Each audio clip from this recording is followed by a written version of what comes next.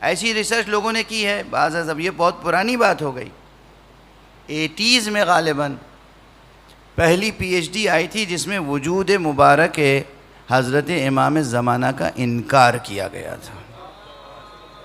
यानी पूरी PhD thesis लिखी गई थी इसी उन्वान से कि भाई कुरान में तो कहीं कोई आयत है ही नहीं जहाँ इमाम मेहदी का ज़िक्र हो, और किसी हदीस सही में भी नहीं है, और तारीख़ भला ऐसे इंसान की कैसे तस्दीक़ कर सकती है। एक असातीरी इंसान, एक दास्तानी तसव्वुर, एक कहानी कि पैदा हुआ बच्चा और पर्दे गैब में था और इतनी लंबी उम्र पाई और अभी तक बाकी है, तो गोया ये दास्तान है, ये नादानों का अक़ीदा है। और इस तरह करके वो PhD थीसिस लिखी गई और PhD डिग्री अवार्ड हो गई और यूनिवर्सिटी में प्रोफेसरशिप भी मिल गई। और उसके बाद से मुसलसल ये काम हो रहा है। क्यों हो रहा है?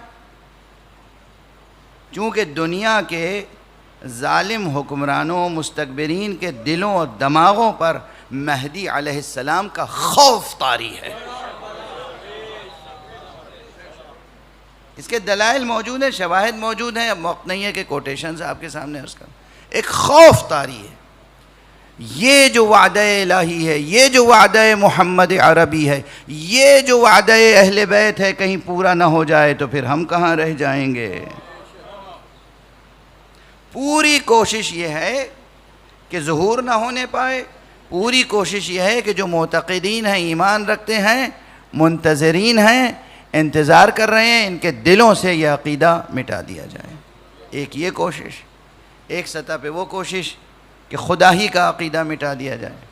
क्यों खुदा का अक़ीदा मिटा दिया जाए? दोनों की ग़रज़ व गायत एक ही है। ये 1-2 बार पहले भी जुमला अर्ज़ कर चुका हूँ, फिर अर्ज़ कर रहा हूँ। दुनिया में जब भी कोई फ़िरऔन पैदा हुआ, जब भी किसी के सर में फ़िरऔनियत समाई, तो उसका मुकाबला करने के लिए कोई बड़ी फ़ौज और लश्कर और इन चीज़ों की ज़रूरत नहीं पड़ी। कोई एक अल्लाह का बंदा उठा और उसने इनक़िलाब बर्पा कर दिया।